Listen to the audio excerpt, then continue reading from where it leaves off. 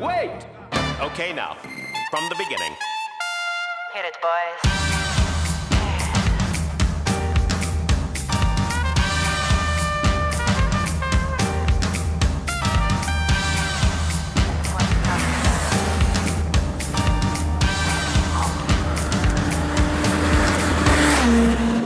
Salut à tous, on est dans un décor de folie dans la Valley of Fire, dans le Nevada, pas loin de Las Vegas, enfin pas loin, à 150 km à peu près, pour découvrir une moto non moins dingue, la Kawasaki ZH2, donc le roadster issu de la mythique, désormais mythique H2, même si ça fait pas longtemps qu'elle a été commercialisée. C'est une moto hors norme avec son supercharger, donc son compresseur. Et donc voilà, le roadster est dérivé de cette moto-là. Il fait 200 chevaux, donc c'est un des roadsters les plus puissants du monde. Évidemment, il y a la Ducati Street Fighter V4 là, qui va arriver d'ici peu de temps et qui va lui damer un peu le pied au niveau de la puissance. Mais enfin, 200 chevaux, ça reste quand même hors norme pour un roadster. 14 mètres kg de couple à 8500 tours minute. Une moto qui va être vendue entre 17 000 et 18 000 euros selon le coloris du cadre. Donc le noir sera le moins cher, le vert le plus cher.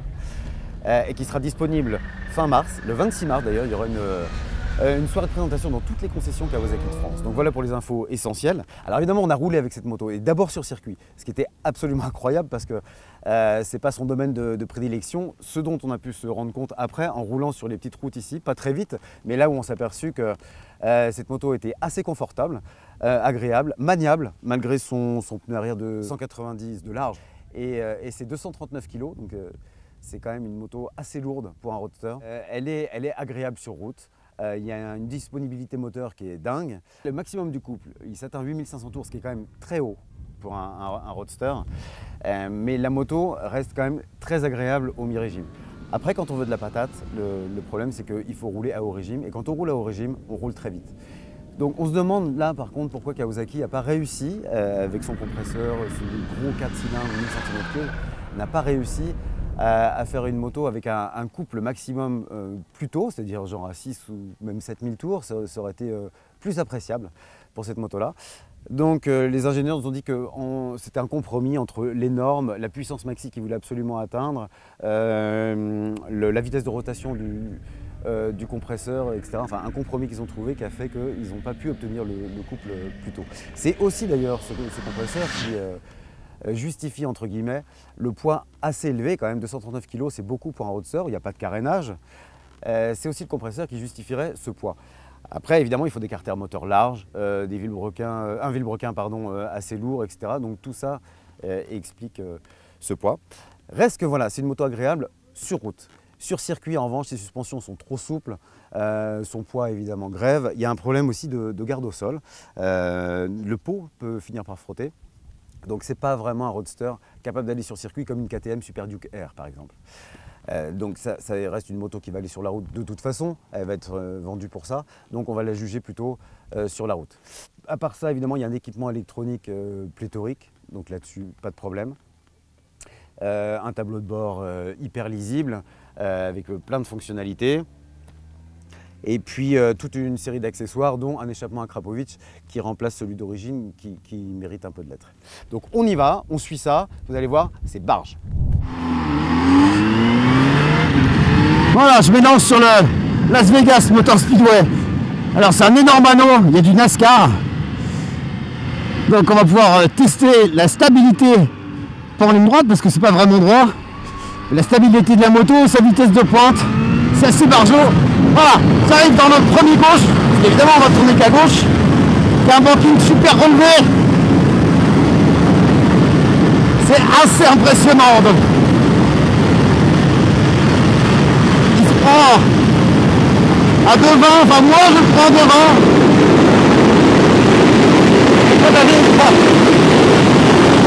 La souffle c'est barjot.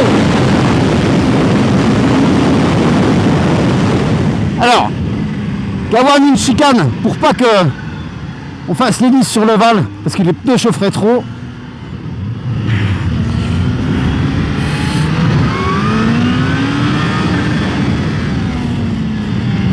Donc il y a une espèce de chicane très étrange qui oblige à ressortir en première carrément et après on repart sur l'anneau et là on s'élance et on reprend c'est le premier que la moto se lève. Alors, l'avant a quand même vachement tendance à bouger. Hein. C'est assez impressionnant. Et on est plaqué au sol, mais c'est dingue. Alors, l'avant a quand même tendance à bouger pas mal. Hein. Ça frétille vachement, quoi. La moto, elle est pas... Faut pas trop la bouger. Faut pas s'accrocher au guidon. Sinon, il y a du mouvement tout du long. Du banking, c'est pas agréable du tout d'avoir du mouvement à 2,40.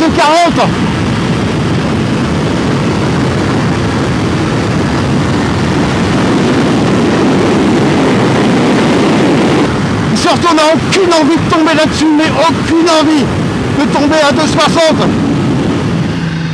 Donc, faut pousser sur l'air pose-pied, on serre la moto avec les genoux pour pas qu'elle prenne le mouvement.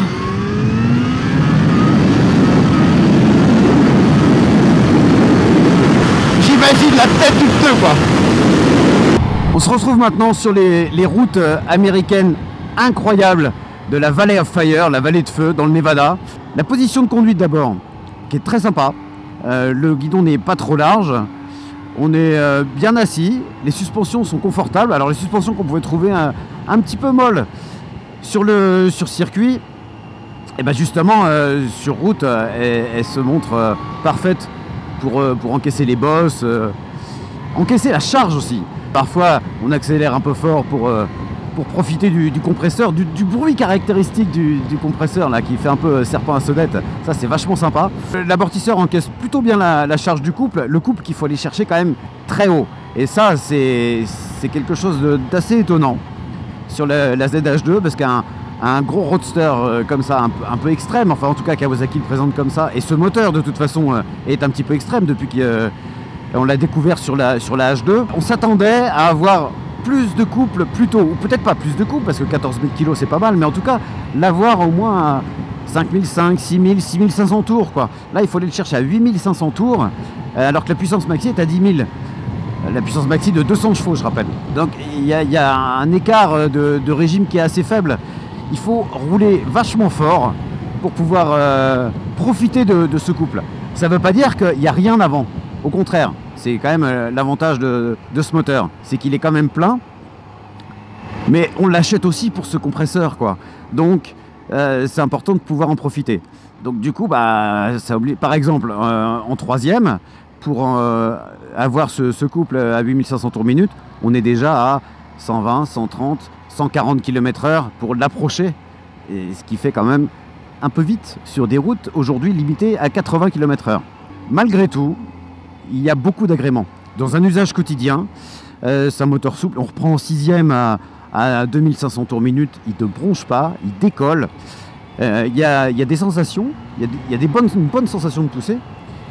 Mais en fait, ce qu'on mesure, c'est l'écart qu'il y a entre la sensation qu'on trouve à 8500 tours minute et celle qu'on a avant. Et là, l'écart est important. Donc ça, c'est quand même un petit peu dommage. Après, les 200 chevaux, ça, c'est un potentiel, en fait. Hein. La puissance, c'est surtout un potentiel quand on arrive à ces démesures-là. Ça, on peut en profiter peut-être sur circuit, sur une autoroute allemande, etc. Vous voyez ce que je veux dire, quoi. C'est genre hyper rare, quoi. Après, la partie cycle, elle est étonnamment agile, étonnamment facile, parce qu'avec une moto qui pèse quand même 239 kg tout plein fait, on pouvait s'attendre à quelque chose de camion. En fait, non, la partie cycle est très équilibrée. Il y a une bonne maniabilité, en même temps une bonne stabilité. On ne peut pas la prendre en défaut sur ces routes américaines. Après, je mets quand même un petit bémol, parce que sur les routes du Morvan, sur des routes d'Auvergne, même des petites routes de l'ouest de la France, un peu bosselées, etc. Je suis pas sûr que la moto montre pas quelques limites là, mais ça c'est hyper hypothétique. Pour l'équipement, c'est génial, c'est assez facile à manipuler. Au commodo gauche, on fait défiler les menus. Là, je suis en mode road. La moto est plus douce, la réponse à la poignée de gaz est plus douce. Faut savoir que sur cette ZH2, la cartographie moteur a été changée par rapport à la H2SX. Son compresseur aussi a été repris à la H2SX, donc il est un petit peu différent de celui de la H2 pour être plus progressif, offrir plus de privilégier en fait les mi-régimes. Donc En road, bon, elle est parfaite. Elle est plutôt douce. Il y a une bonne connexion poignée de gaz roue arrière. C'est une moto assez sensitive. Après reste le prix, 17 000 €. Je trouve pas que ce soit si dingue que ça. Bien sûr, c'est très cher. C'est très cher pour une moto neuve. Mais bon, les motos tendent, enfin les gros cylindrés, pardon, tendent à être de plus en plus chères. Toutes, ça n'aura échappé à personne. Je parle même pas des sportives. Et si on prend ses concurrentes, la KTM Super Duke R, la future, celle qu'on va découvrir bientôt, la Ducati Street Fighter V4, sont dans ces tarifs-là. Enfin, la KTM est à 18 000, la Ducati va être beaucoup plus chère. Donc, la Kawasaki ZH2 se place plutôt pas mal sur ce plan-là. On a un moteur qui est déjà devenu mythique. Après, l'allure est pas particulièrement dingue. Autant la H2 est incroyable. Enfin, moi, j'adore. Enfin, je trouve que ce que Kawasaki a fait là, c'était magique, quoi. C'est cette espèce de monstre trapu impressionnant au premier regard. On retrouve pas ça quand même sur le design de la ZH2 qui est plus conventionnel. Ça, c'est un petit peu dommage parce que à ce prix-là, avec ce moteur-là, on pouvait s'attendre à une empreinte visuelle plus dingue, quoi. Freinage, bon bah, il y a vraiment rien à dire, sauf une chose. Alors ça, je m'en suis aperçu hier sur circuit, c'est que l'ABS du frein avant se déclenche très tôt et quand il se déclenche, il rallonge beaucoup la distance de freinage. On reviendra très vite avec cette moto sur la route pour vous en parler un peu plus longuement. On a hâte de l'essayer sur des routes françaises un peu bosselées, un peu plus tortueuses qu'ici, aux États-Unis, pour en savoir plus. Donc à bientôt pour des retrouvailles avec cette incroyable ZH2. That's what I'm talking about. Wait! Okay, now, from the beginning. Hit it, boys.